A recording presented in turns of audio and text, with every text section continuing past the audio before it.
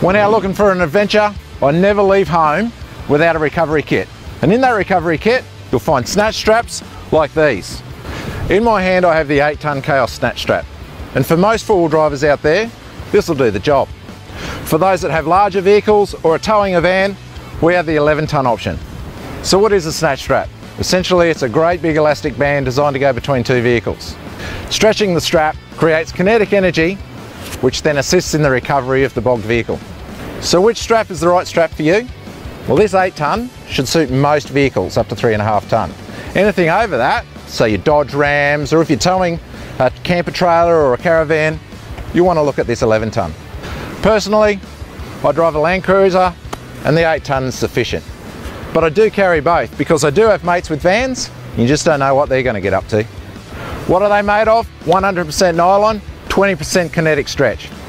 You'll find the ends of these are triple stitched underneath this neoprene cover. These canvas encased eyelets are tough and durable.